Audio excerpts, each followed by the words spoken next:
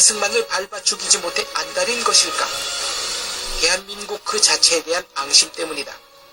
1898년부터 1960년에 이르는 63년의 세월 전체에 이승만의 흔적이 남아있다. 대한민국을 헐뜯기 위해서는 반드시 먼저 이승만을 제거해야 한다. 살아생전 이승만은 대한제국, 일본, 그리고 공산 전체주의자들에 의해 제거 대상 1호로 꼽혔었다. 숨진 지 반세기가 지난 지금 이승만은 대한민국에 대해 앙심을 품고 있는 세력에 의해 여전히 제거 대상 1호로 꼽히고 있는 것이다. 63년의 세월 동안 도대체 무슨 일을 했길래 이토록 적이 많은 것일까? 1898년은 연초부터 입헌군주제 개혁을 요구하는 만민 공동회 집회가 잇따라 열린 해다. 이는 우리 민족 최초의 근대적 시민운동이었다. 이승만은 만민 공동회 집회를 주도한 청년 스타였다. 1904년 러일 전쟁에서 일본은 세계 5대 열강 러시아에게 처참한 패배를 안겨주고 아시아의 맹주가 됐다. 그 이듬해 맺어진 을사늑약에 의해 우리는 사실상의 식민지가 되었다. 고종은 1904년 11월에 미국의 밀사를 파견해서 SOS를 쳤다. 이승만이 바로 그 밀사였다. 1911년 YMCA의 주도 아래 전국 주요 도시마다 수백 명씩 모여 근대 과학과 기술을 익히기 위한 자조정신, 자립정신운동이 일어났다. 미국 YMCA의 거물 지도자 존 모트, 플래처 브록만과 한국 사회의 지도자 이상재, 윤치호가 울타리를 섰다. 그리고 프린스턴에서 막 박사학위를 따고 귀국한 이승만이 실무 책임을 맡았다. 이 거대한 자조 자립운동은 일제를 크게 놀라게 만들었다. 마침내 일제는 1911년 말에 105인 사건을 일으켜 YMCA와 기독교 지도자들을 고문해서 죽이고 징역에 처했다.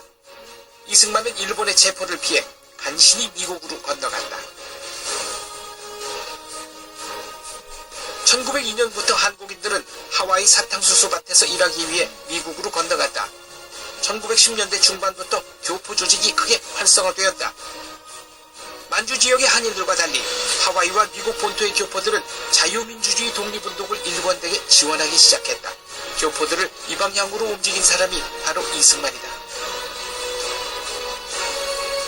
1919년에 일어난 3.1운동은 세계사적 사건이었다.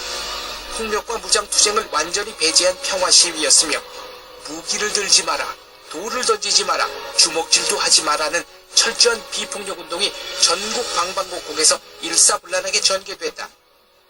인도의 간디는 3.1운동에서 크게 깨우치는 바가 있어 3년 후인 1922년부터 비폭력 독립운동을 시작했다.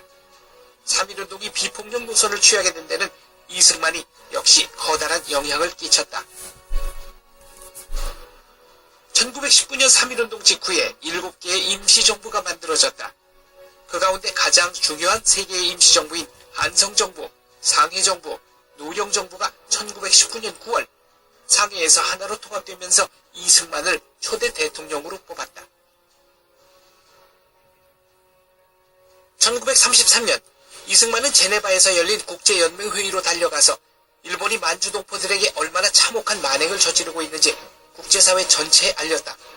이 때문에 일본은 망신을 당하고 결국 국제연맹을 탈퇴한다. 1941년 여름 유럽에서 제2차 세계대전이 시작된 지 2년이 지나도록 미국은 여전히 중립 타령만 부르고 있었을 때였다. 바다 건너 무슨 일이 벌어지든 상관없다는 분위기가 팽배했기 때문이다. 이때 이승만은 재팬 인사이드 아웃이라는 영어책을 출간한다. 그는 이 책에서 미국이 원하든 원하지 않든 일본이 도발한다고 정확하게 예언했고 책이 출간된 지 6개월 정도 지난 1941년 12월 이승만의 예언대로 일본이 하와이를 기습 공격했다.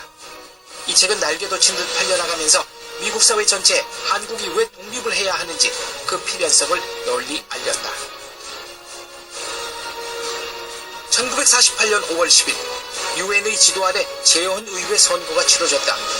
유엔 선거를 거부한 북한을 배려해서 총 300석의 의석 중 북한 몫으로 100석을 남겨놓았다. 이승만은 재헌의회 의장으로 선출되었다. 1948년 8월 15일 대한민국이 정식으로 건국되었다. 대한민국은 그해 12월에 유엔으로부터 공식 승인을 받는다. 유엔 공식 승인을 이끌어낸 게 이승만이다. 1950년 봄 대한민국은 농지개혁을 전격적으로 실행한다. 생산량의 50% 안팎을 소작료로 바쳐왔던 농민들은 이제 30%씩 5년만 내면 자기 소유의 논, 밭을 가질 수 있게 되었다. 이는 전 세계에서 가장 진취적인 농지개혁으로 손꼽힌다. 이승만이 이 농지개혁을 설계하고 주도한 사람이다. 1950년 6.25 전쟁이 터졌다. 소련의 스탈린과 중국의 모택동은 김일성에게 무제한의 지원을 제공했고 대한민국에서만 80만 명이 죽거나 실종되었던 끔찍한 전쟁이 벌어졌다. 이승만과 메가더가 이 참혹한 전쟁을 승리로 이끈 주인공들이다. 1953년 미국은 빨리 전쟁을 끝내고 한반도로부터 발을 빼고 싶어 했다. 그래서 공산군을 자극할 수 있는 일은 모조리 회피했다. 원래 미국의 계획에 의하면 3만 명에 달하는 반공포로 역시 북으로 보내지도록 되어 있었다.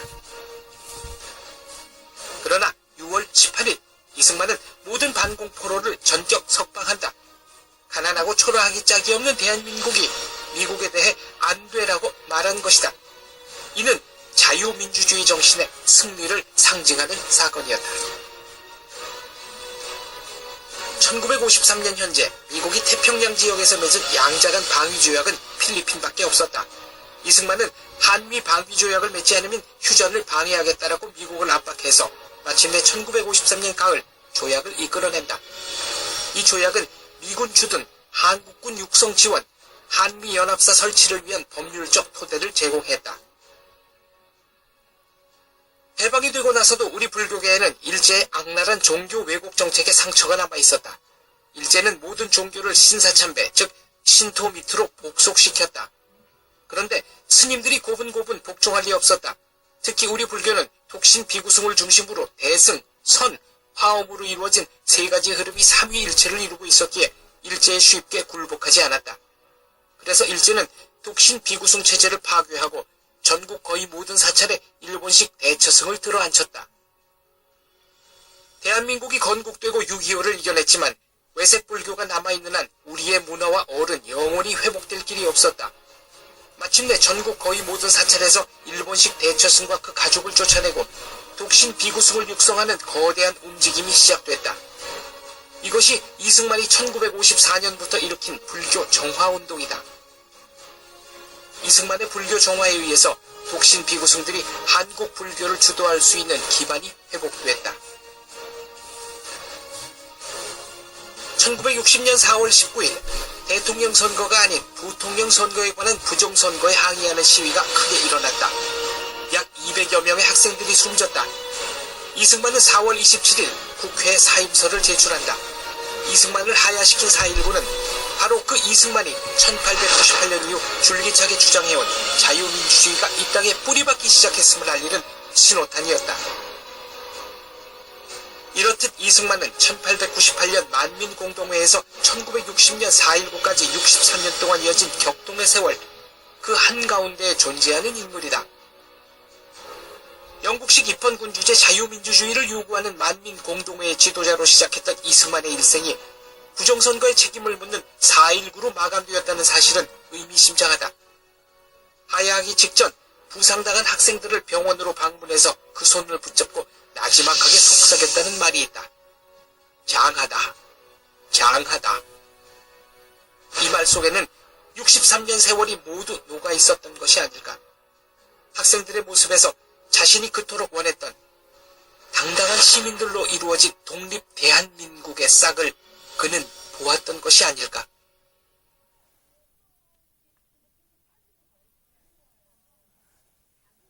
그럼에도 백년전쟁과 국사학자들은 뽀샵, 거짓 혹은 모략으로 이승만을 인격살인한다. 이제 국사학계는 인격살인의 장이 되어버린 것일까?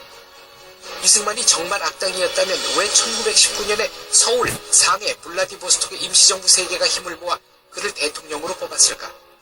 왜 해방공간의 우리 국민들은 그를 압도적으로 지지했을까? 심지어 왜 공산당의 두목 박헌영까지도 그를 조선인민공화국의 주석으로 지명했을까? 1965년 이승만이 서거했다. 그의 장례식은 가족장으로 열렸다. 그럼에도 불구하고 서울 시민 전체의 절반가량 되는 인파가 거리로 나와 이승만을 애도했다. 비록 야당의 반대를 의식해서 이승만의 귀국을 막았던 박정희였지만 그가 쓴 조사는 의미심장하다.